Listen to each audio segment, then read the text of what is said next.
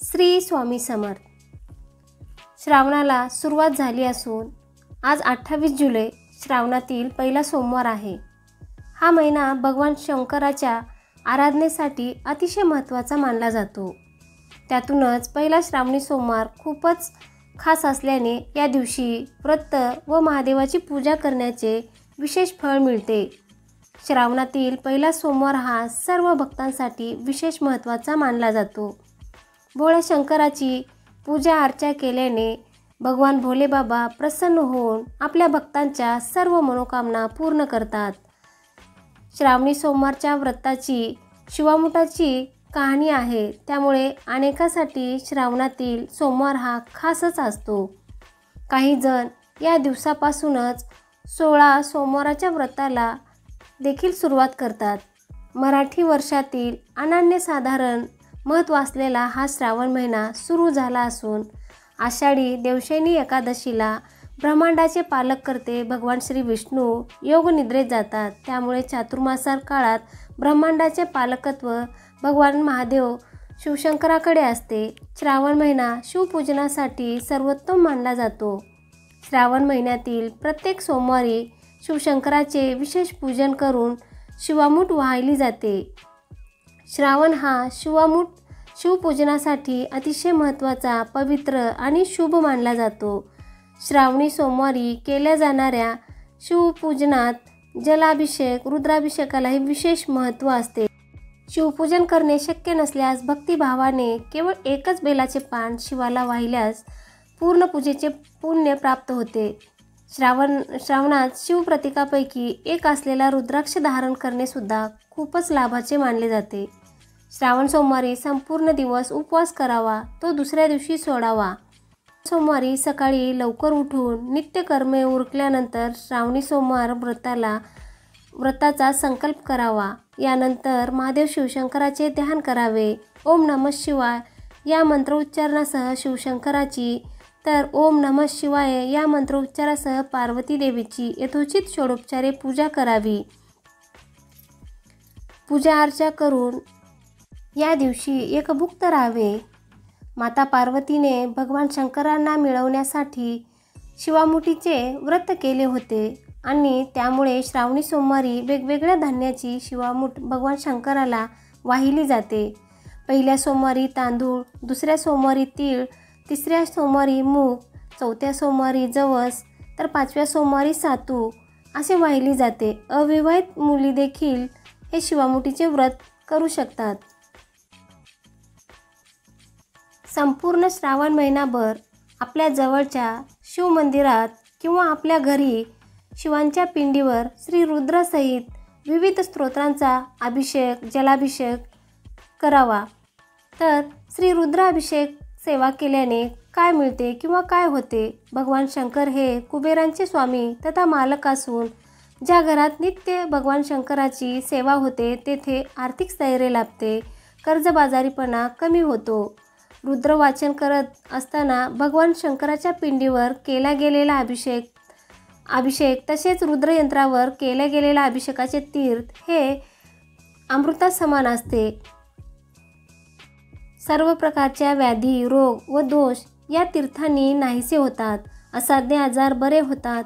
म्हणून कुटुंबातील सगळ्यांनी हे तीर्थ अवश्य प्यावे. ज्या कुटुंबात व्यसनाधीन व्यक्ती आहेत, तसेच तापट, रागीट, हट्टी, चिडखोर मुले आहेत, अशा व्यक्तींना व मुलांना हे तीर्थ दररोज दिल्यास त्यांच्या स्वभावात नक्कीच बदल होतो. व्यसनाधीन व्यक्तींची व्यसनाधीनता कमी होते. भगवान शंकर या सृष्टीचे पितृदेवता असल्याने दररोज नित्य रुद्रपठण केल्याने घरातील पितृदोषाची तीव्रता कमी होते. घरामध्ये नित्य रुद्रपठण केल्याने घरामध्ये सुख समृद्धी तसेच आर्थिक प्रगती होते.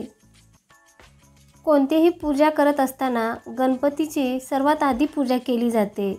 म्हणून सर्वात आधी गणपतीला पाण्याने आंघोळ घालावी. पाण्याने आंघोळ घालून झाल्यानंतर पंचामृताने अभिषेक घालावा. पंचामृताने अभिषेक करून पुन्हा एकदा पाण्याने अभिषेक करावा. पाण्याने अभिषेक करून झाल्यानंतर स्वच्छ कापडाने हा गणपती पुसून घ्यावा आणि नागवेलीच्या किंवा खातेपानावर थोडेसे तांदूळ पसरवून किंवा तांदळाची छोटीशी रास घालून त्यावर हे गणपतीची प्रतिमा स्थापन करावी। गणपतीची प्रतिमा स्थापन केल्यानंतर त्याला चंदन, कुंकू, हळद, अक्षदा, परत कापसाचे वस्त्र, जानवे अर्पण करून फूल अर्पण करावे। नंतर दुर्वा अर्पण कराव्या आणि गुळ खोबराचा नैवेद्य अर्पण करून गणपतीला प्रार्थना करावी।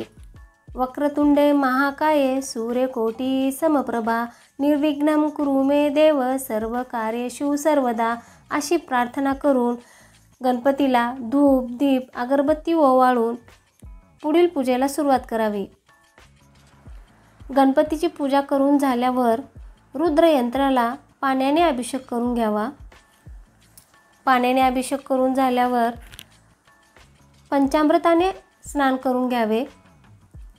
पंचामृताने अभिषेक करून झाला परत एक वेळेस पाण्याने अभिषेक करून घ्यावा। रुद्रयंत्रावर पाण्याने पंचामृताने अभिषेक करून झाल्यावर या यंत्राला स्वच्छ कपड्याने पुसून घ्यावे। रुद्रयंत्रावरती पाण्याने पंचामृताने अभिषेक करून झाल्यानंतर आता शिवपिंडीवर अभिषेक करून घ्यावा। शिवपिंडीवर अभिषेक करण्यासाठी एका तामणामध्ये बेलाचे पान ठेवून ते बेलाचे पान सुलट ठेवावे आणि त्या बेलाच्या पानावर शिवपिंडी ठेवावी किंवा शिवलिंग ठेवावे। शिवलिंगावर जलाभिषेक करताना सर्वात आधी गणपतीला जलाभिषेक करावा, नंतर कार्तिकेला, नंतर अशोकसुंदरी, नंतर माता पार्वती आणि सगळ्यात शेवटी शिवपिंडीवर अभिषेक घालावा। म्हणजे जो शिवपिंडी आहे ते शिवपिंडीमधील जलाधारीचा जो उजवा भाग असतो तो गणपतीचे स्थान, डाव्या बाजूला कार्तिकेचे स्थान आणि जलाधारीची मधली बाजू ती अशोकसुंदरीचे स्थान असते आणि शिवपिंडीचा जो गोल जलाधारीचा भाग असतो तो माता पार्वतीचे स्थान असते। शिवलिंगावर व्हिडिओमध्ये दाखवल्याप्रमाणे पाण्याने अभिषेक करून घ्यावा। पाण्याने अभिषेक करत असताना आपल्या मनामध्ये ओम नमः शिवाय या मंत्राचा जप करत राहावा। पाण्याने अभिषेक करून झाल्यानंतर पंचामृताने अभिषेक करून घ्यावा। पंचामृताने अभिषेक करून झाला की परत एक वेळेस पाण्याने अभिषेक। शिवपिंडीवर पाण्याने, पंचामृताने, परत पाण्याने असा अभिषेक करून झाल्यानंतर शिवपिंडी ही स्वच्छ कपड्याने पुसून घ्यावी। शिवपिंडीवर पाण्याने, पंचामृताने अभिषेक करून झाल्यानंतर ही शिवपिंडी एका ताटामध्ये अशी पानाची सजावट करून मी त्यावरती ही शिवपिंडी स्थापन करून घेतली आणि या शिवपिंडीवर भस्म, चंदन, रोली, कुमकुम जे काही तुम्हाला अर्पण करायचे आहे ते तुम्ही अर्पण करून घ्या।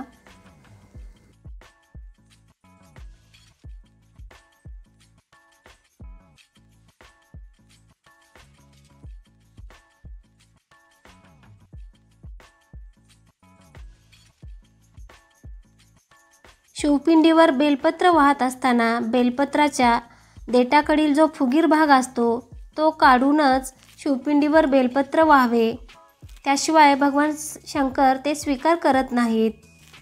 तसेच भगवान शंकराच्या पूजेमध्ये पांढऱ्या फुलाला अतिशय महत्त्व आहे आणि भगवान शंकराला कमळाचे फूल देखील अतिशय प्रिय आहे, पण ते आपल्याला सहसा उपलब्ध होत नाही, त्यामुळे मी एक कमलगट्टा पण वाहिला। तसेच पारिजातकाचे 2 फुलं पण भेटले होते, तेही मी वाहिलेत। अशा या पद्धतीने बेल, फूल सर्व अर्पण करून झाल्यानंतर सर्वात शेवटी आपल्याला शिवमूठ व्हायची। आजचा पहिला सोमवार असल्यामुळे आजची शिवमूठ ही तांदळाची आहे। तांदूळ कधीही शिवपिंडीवर तांदूळ अर्पण करत असताना ते तांदूळ अखंड असावे। शिवमूठ ही कधीही एक वेळा न वाहता ती 3 वेळा वाहायची असते आणि शिवमूठ ही कोरडी न वाहता ती शिवमूठ थोडीशी पाण्याने ओली करूनच व्हावी। व्हिडिओमध्ये दाखवल्याप्रमाणे तुम्ही ही शिवामूठ वाहू शकता। शिवामूठ अर्पण करत असताना हा एक मंत्र म्हणत ती शिवामूठ अर्पण करायची। तो मंत्र असा आहे, शिवा शिवा महादेवा तुमची पूजा कशाची, तिळा तांदळाची, माणिक मोत्याची, गंगेच्या पाण्याची, वाहिलं बेलाचं पान, उघडला शिवाचा वाडा, झाला पापाचा झाडा। हा मंत्र बोलत तुम्ही हा मंत्र म्हणत शिवामूठ अर्पण करावी। शिवामूठ अर्पण करून झाल्यानंतर तुम्ही जो घरामध्ये नैवेद्य बनवला असेल तो नैवेद्य किंवा एखादे फळ किंवा दूध साखरेचा नैवेद्य शिवलिंगाला अर्पण करावा। आणि नैवेद्य अर्पण करून झाल्यानंतर सर्वात शेवटी भगवान शिवाची आरती करावी।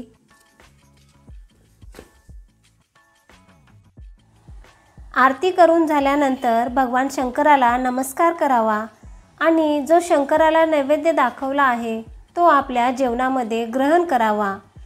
अशा अगदी सोप्या पद्धतीने श्रावण सोमवारची पूजा कशी करावी, शिवलिंगावरती शिवामूठ कशी व्हावी हे या व्हिडिओमध्ये सांगितले आहे। जर तुम्हाला हा व्हिडिओ आवडला असेल तर व्हिडिओला लाईक करा, शेअर करा आणि चॅनलवर नवीन असाल तर सबस्क्राईब करा। भेटूया पुढील अशा नवीन व्हिडिओमध्ये। तोपर्यंत सगळ्यांना श्री स्वामी समर्थ।